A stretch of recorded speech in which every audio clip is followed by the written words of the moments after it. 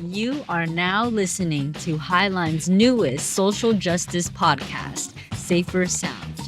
In this radio show, we will open our minds and our hearts to new perspectives and new people. Let's explore together the meaning of creating true, safe spaces in the Puget Sound and our local areas, especially through a transformative justice lens. Transformative justice is all about getting to the root of the systemic issues that continue to threaten the safety of our communities, not just physical, but also psychological and emotional safety. We want to see a more safe and more harmonious future for everyone in the Puget Sound region.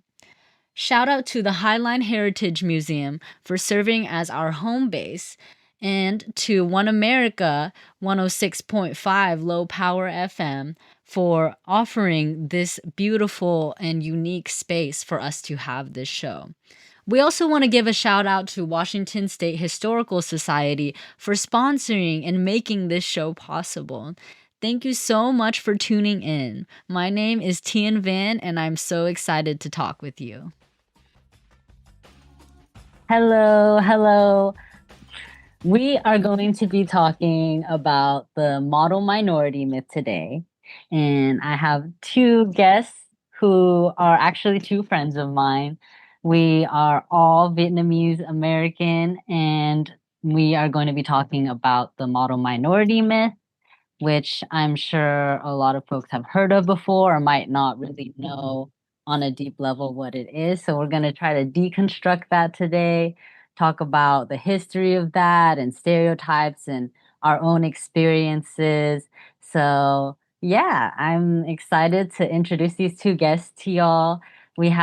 Firstly, we have Ken here, who I actually met through social media technically, and the world is so crazy nowadays. You can just meet people through social media.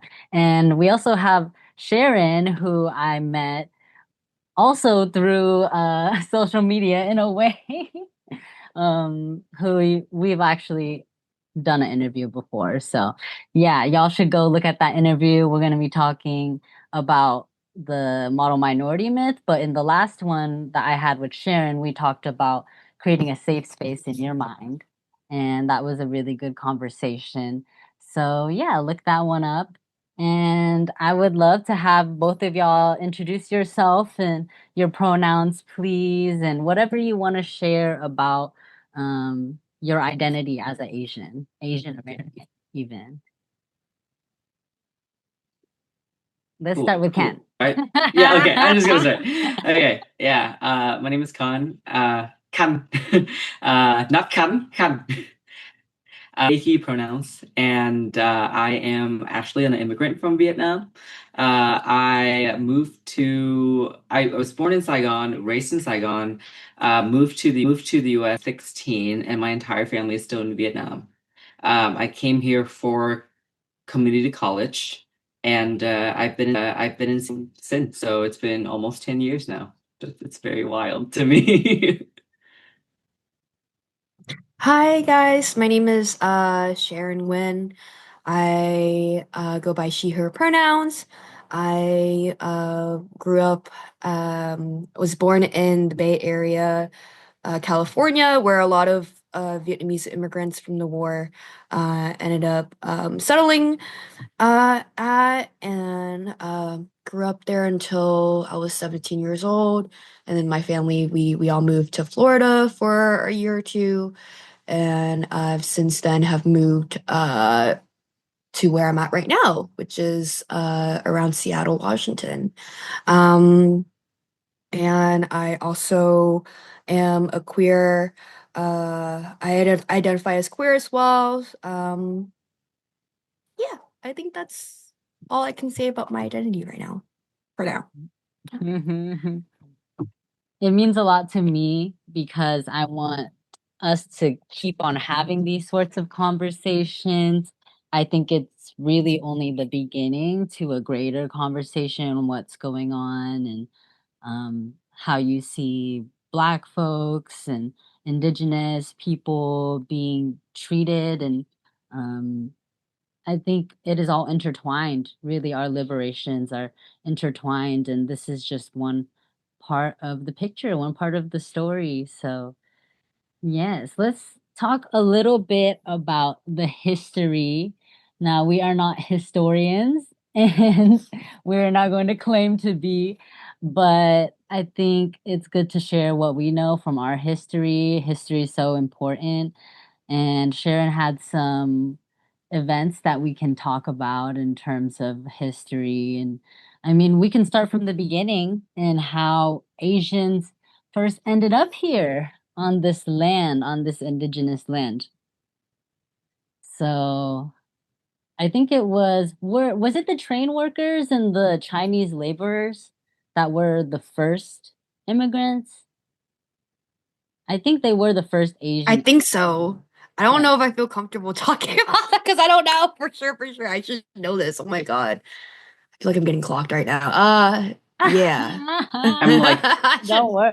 No, like I said, we don't worry about it. Like we're just talking about it. But that I mean that is a fact that there was Chinese immigrants who were being paid very little to come here and work in place of the labor that was lacking after slavery quote unquote ended.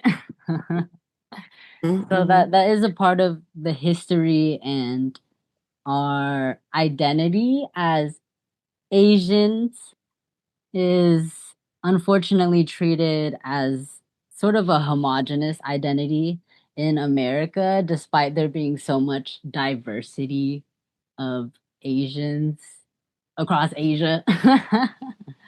I mean, anyone who's been to Asia can see that. Like, but here, just I feel that it's treated differently. That's that's just my opinion. I think that if you were born here and grew up here, your interpretation and experience of Asian people is different due to media and or even lack of media representation and just like how folks don't even really know the difference between the types of Asians that serve sushi or uh or like chow mein or stuff like it just kind of just get grouped together.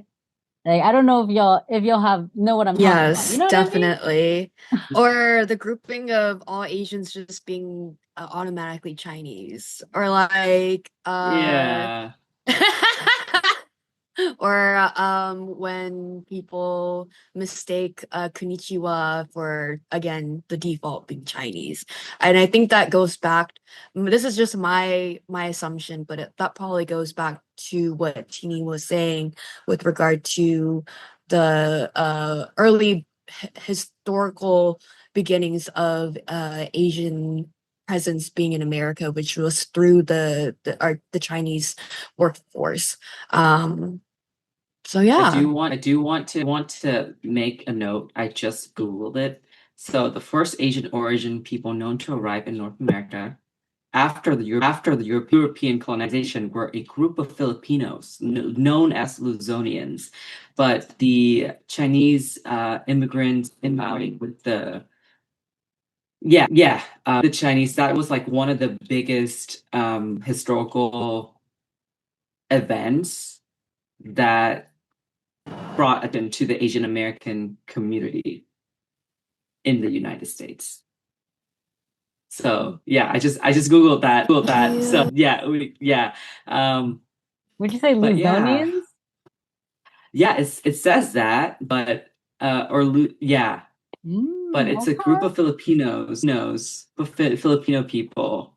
Um, but honestly, it's like it's hard to say when the first. Yeah, I think you can do some research about this, and you can also like record part of it and then just put it into the nation if you want. For sure, for sure. But I think it'll be cool to include a little bit more about that.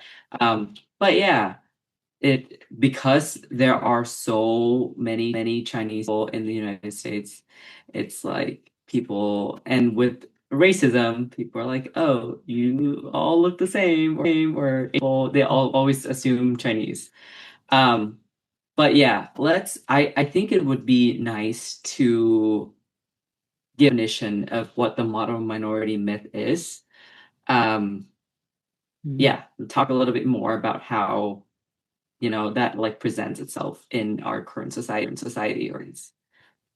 Okay, let's get into it. So, yeah, like with that history of Asian Americans being those folks who are willing to work harder, work for more for less, I feel like that sort of carries on into you see that in US history with these new waves of different Asian immigrants coming in from Vietnamese to Filipino, and we all each sort of have our own stereotypes, even like with Vietnamese being the people that do the nails, that does nails, and and Filipino people folks doing Being like being nurses. nurses, yes.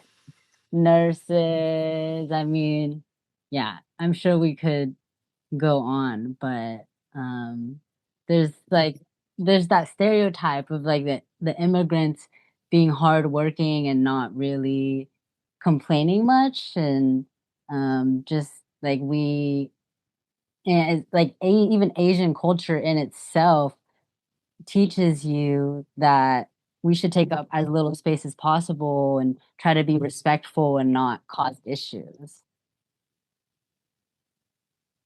And how I also see and understand the model minority myth is really the propping up of and grouping of Asians all together as one monolithic community, and having us be seen in the view in the lens of white supremacy, having us be seen as like the good ones, the good minorities comparative to black and brown and indigenous people, which as I'm sure people can gather from that, it causes a division when it comes to just the overall global minority.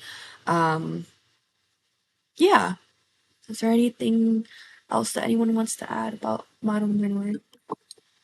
I think that because of, like white supremacy is so present, it everywhere it's present in the US obviously, but it's also seen a lot in other parts. It's global. Colonization happens everywhere. No And surprise. no surprise, and be, because of because people, even Asian people who are minorities, believe in white supremacy because they were conditioned to believe that a lot of people believe in the model minority myth. Than It's the Asian proximity to people. whiteness. It's the proximity Yeah, to yeah. whiteness. Yeah, and there I have heard a lot of conversations where people are like, "Oh, did you hear about those black and brown folks who cause chaos? We're not like that. We don't do that." So like you said, Sharon, like just seeing that division, and because it's historically it's created to create division between minority groups, and because white supremacy is so prevalent, it's kind of like intertwined into, it's kind of like hardwired into people, like wired into people's brain, so they're like to unlearn this and to like create resistance against this like actual effort and unlearning, and activism and all of that stuff then to challenging an idea that comes from white supremacy. Hmm. Yeah. Can we quickly pause? Is it just me or Khan? I think Okay. Recording. Does it tell Should I y'all when I? Mm-hmm. Oh yes. It says Okay. recording it. Should I repeat what I said, or Oh yes. it should be Well, good? where did we leave it off? We were making that connection of the model minority myth to whiteness and white hmm supremacy. But And do you think that it will catch me repeating like the words repeating in the audio of the recording? Like, I do you need would me to say repeat it? so. Because like, yeah, okay. so should we exit out and double check? No, it's okay. I'll just repeat what I said, which I don't really remember what I said. Um, but yeah, so okay. I just like try to If it's not usable, then I'll just like somehow like fade it out and like into a songbird or something. yeah, I'm sure we will like we will keep saying like similar things as we go on because it's kind of like, what I was saying about proximity with whiteness, it, it's like a big thing with this myth, so we're probably going to talk about it again in more detail, so I don't think it's going to be a problem. Okay. Cool. Hmm. Yeah. So, um, hmm.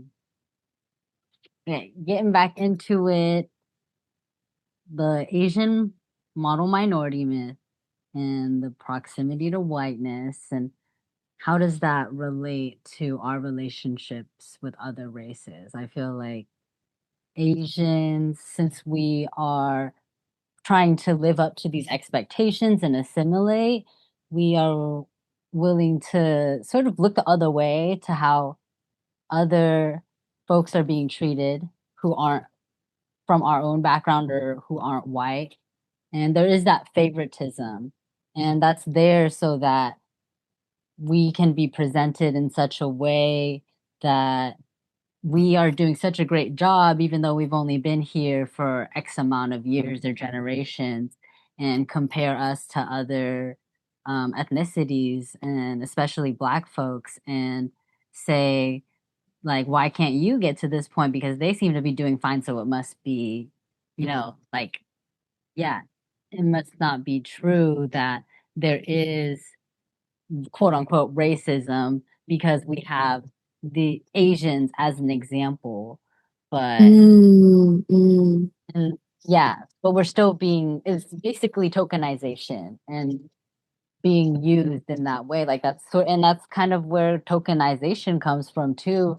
And now you see it as well, like this concept of diversity and tokenism and trying to include people from different races just to like put on a front, but not really implementing changes within an organization to make it welcoming to them.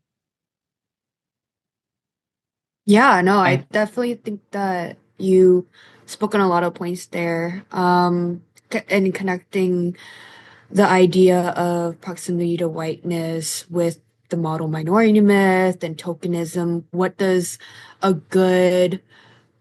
quote unquote good minority look like?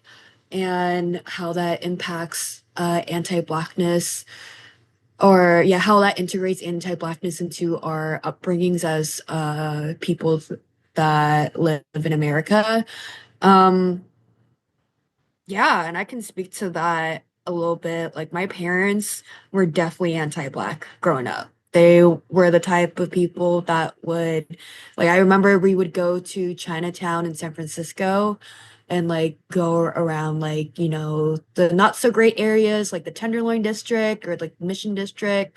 And very similar to Seattle, there's a good amount of unhoused people in San Francisco, and I remember my mom would constantly like telling me like you need to lock your doors if you see someone coming, and more often than not, the unhoused community there were Black and brown folks.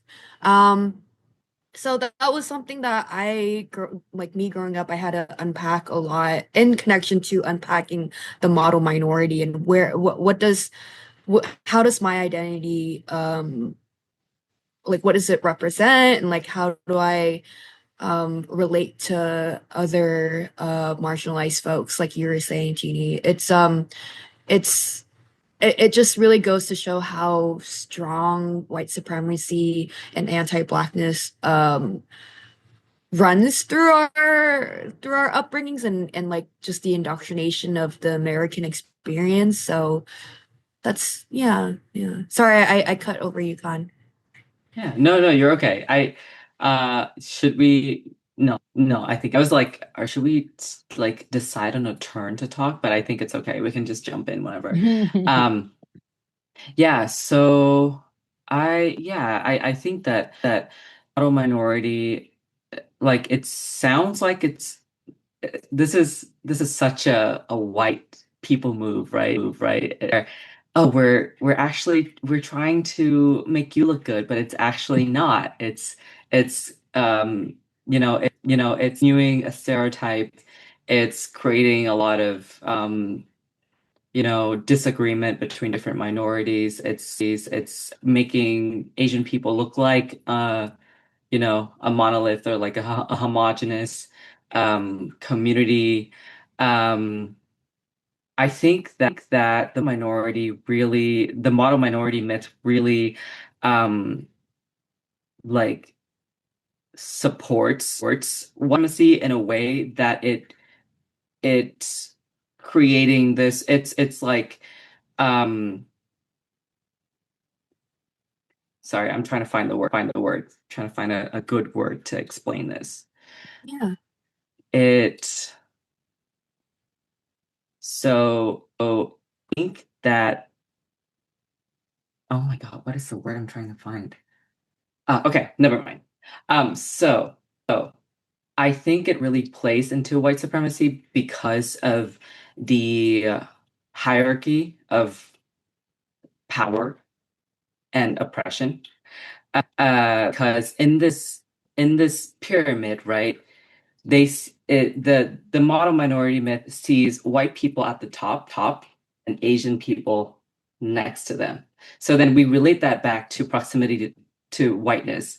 It also it like it says that, oh, we are the model minority, but we're still a minority. That means you guys are better than the other ones, but you guys are still below us, coming from a white supremacy perspective. It also plays into, I think, capitalism in a way, because the model minority myth really focuses on connecting Asian people's hard work and success with making money and being successful, and then being successful in this case is how much money do you make? Do you have a like just money are you live and then other things like marriage and like all of the other isms and the other hi- hierarchies of different like levels of like who is in power and stuff, like it all like is interconnected, and it also really does not take into consideration nationality of one's identity when it comes to how successful they are, I guess. I don't know, but let me explain a little bit about what I mean. So the model minority myth says that Asian people are hardworking and are more successful than other minorities, but it doesn't take into consideration that this Asian person could be queer. This Asian person also be disabled. So it really like it's a terrible stereotype, and it also disregards the other aspects of one person's identity outside of their race. Erasure. Is that- Yeah. yeah, erasure. Yeah. Yeah, because it props up this ideal, um, again, this idealized representation of what that model minority looks like, which, like what Khan was saying, it directly aligns with white supremacy and capitalist ideals of these milestones of success and power, having a nuclear family, heteronormativity, being in a straight relationship, having a good job. I'm sure I don't know about any of y'all's, but and whoever else is listening, who also identifies as Asian American, but I definitely grew up with my parents trying to uh convince me to go down a specific path when it came to like my career. So whether that be being, you better be a doctor, you better be a lawyer, you better be an engineer, you know. Um, and that kind of again, that indoctrination and that like uh these beliefs, right, that are again like are grounded in white supremacy and capitalism, it seeps into how we as Asian Americans or Yeah. Asians in America are brought up. Exactly. Like that internalized racism. Yeah, yeah, because I mean, survival, I can only put myself in my parents' shoes, right? They probably came here as immigrants. They need to survive. What's the one way to survive in America in connection to the American dream? It's by assimilation. So as you guys can see, it again still it all interconnects to this idea of what is deemed as worthy and good under white supremacy and capitalism. And it really impacts, honestly, as someone who used to work in the psych emergency department unit, I saw a lot of international students that were Asian that came in for suicidal ideation because of the immense pressure that comes with when it comes to having your parents trying to teach you to and pressure you to live life Definitely in pressure. one specific way. Yeah, and it impacts our mental health, which I definitely am excited to talk about because I don't think there's definitely stigma surrounding mental health in Asian communities. But yeah, it has lots of impacts. Yeah. Hmm. I've definitely felt that impact before too. Um, I don't know, for Ken, like since you came here at a different time, was did you feel that pressure? Uh, I am very lucky that my parents did not force me or did not pressure me into any kind of career path or anything like that. They are very supportive, but I can say my parents are relatively rare. People like my parents are relatively rare in the Vietnamese parents, community. But it's also interesting because if you think about it, like for Sharon and Teeny, right? You guys, your parents came here during a time where ideation, like most of the ideas in Vietnam at the time were conservative. My Mhm. parents, uh, of course, experienced the war, but they also got to grow with the country as the country was growing, as they moved on from Mm. the war, as they have developed their own, they have like had their economic development and just like more liberal and open and uh individualistic ideas that is seen the common like that is commonly seen in the Vietnamese in the society in Vietnam right now. I don't know if that makes Mm. sense, but because they are That makes there. total So sense. Yeah. yeah, so your parents were there when most people were still conservative and most people were still thinking about how to survive, and like you have to have women are not as important as men, all these ideas that with them into a different country where they don't speak the language and they don't have a support system, and so they keep these ideas and they don't get to unlearn these things because they have the resources to. Whereas my parents, because they got to stay in the place where they grew up and grow with the country and the society that they grew up in, they're able to have these more open thoughts. Of course, not all like younger Vietnamese parents are that, but a lot of them, I see a lot of them are more like that, and I see that there's like there's a very it's very clear that there's a difference in how conservative Vietnamese parents are. Vietnamese parents who to the US during the war are versus Vietnamese parents who are still in Vietnam. Okay, so Yeah, in yeah. Vietnam they're less conservative. Right, is what I've seen. Mm-hmm. Yeah, right now. Uh-huh. Mm. Yeah, and it's in Linwood. Yeah, it's like a senior and disabled center for people. Yeah, this meeting is being recorded. Okay, Okay.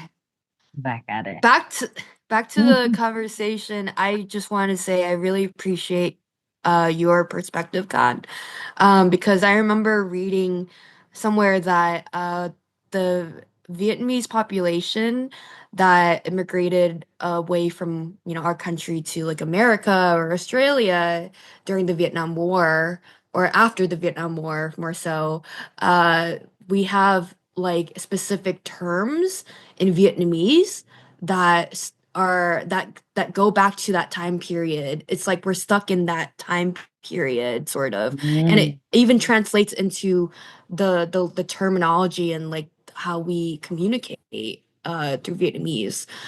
So I thought that was really interesting that you brought that up. Yeah. Have you noticed that, Ken? Like when you're talking to Vietnamese Americans who lived here for a long time? Like seniors or like people who've moved here during the war, Yes. after the war and stuff, or do you mean like Seniors or even yeah. like folks our age, like and Thank how the you. words that they talk, words that The they use in difference in like Vietnamese. terminology? Um, Yeah. yeah. So yes, I have noticed that. I don't really remember specifically what the words were, but I do have a an example. My not so my aunt, she didn't move to the US, but she moved to Japan after she got married to, so her husband is also Vietnamese. So they both got married in Vietnam and then they moved to Japan. And Yeah. she's been in Japan for a while. My cousins are both from Japan.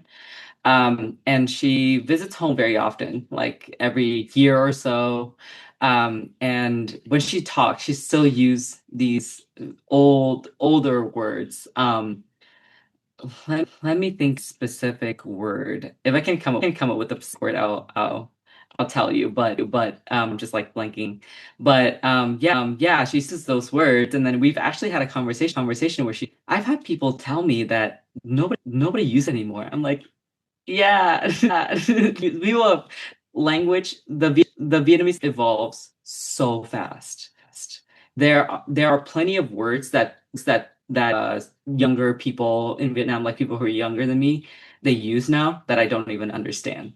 Like, and I go back home. I visit home every year, and I still like because of social media, because of the culture there, just like the language evolves so fast, and so because of I feel like because of this like the way that the language evolves and the way that people's like ideas and like perspective evolves, there's this like you know there's this disconnect between Vietnamese people who moved to the US a long time ago and Vietnamese people in the homeland, even though they're both from Vietnam. Mm-hmm. Yeah. There's definitely that's an important distinction to make when we're talking about the Asian American identity and how diverse and varied it is. Like even we're just talking about you even. Hello and thank you for tuning in today. We will be continuing this chat next week, so stay tuned for part 2 of this conversation. I think you are going to really like how we finish it off. And for now, just thank you for coming, and I can't wait to chat with you more. All right, bye now.